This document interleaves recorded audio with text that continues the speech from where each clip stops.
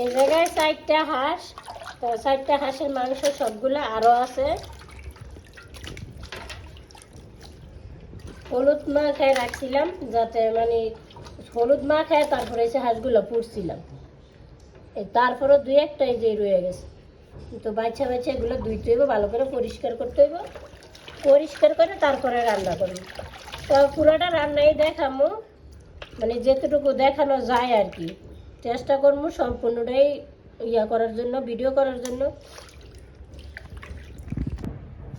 এই যে আমার হাঁসের মাংস সম্পূর্ণ এগুলো ধোয়া হয়েছে, একবার ভালো করে পরিষ্কার করে ধুইছি।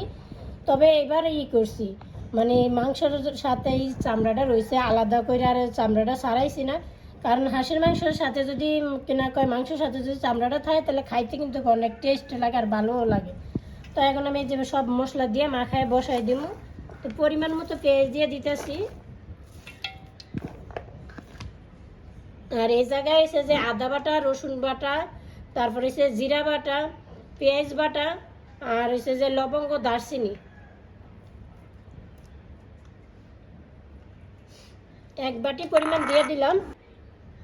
এই জায়গায় এসে যে মরিচ, রসুন আর হইছে যে পেঁয়াজ বাটা।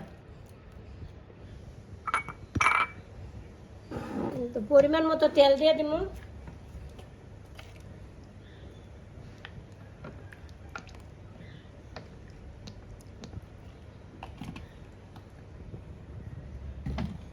আর অল্প কয়েকটা মশলা দিয়ে দিলাম, যেহেতু এগুলো হইছে যে একবার আনামানান দিয়ে দিছি। আর এটা হচ্ছে যে আমার এই যে বানানো মশলাটা, যেটা আমি বিরিয়ানিতে দিই, তারপরে গরুর মাংস, হাঁসের মাংসে দিই, এই মশলাটাও দিয়ে দিলাম। শুধু লবণ বাকি, লবণটা দিলেই শেষ।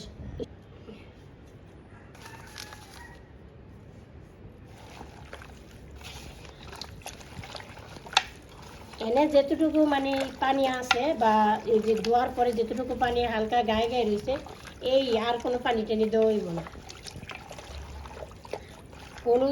হলুদটা দিব শুধু। হলুদ যেহেতু মাখানো আছে, তা অল্প পরিমাণে হলুদ দিব, বেশি দিব না।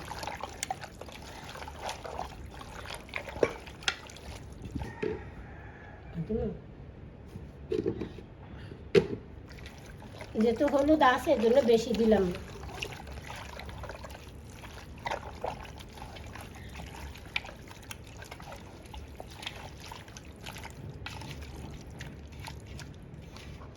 একবারে ডাইকে চুলার মধ্যে বসাই দিন।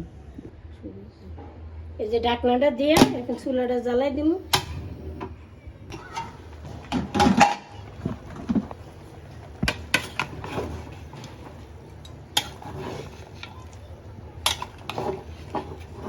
এই মাংস থেকে যেতটুকু পানি উঠছে ওইখান দিয়ে সিদ্ধ হয়ে যাবে পুরোটা।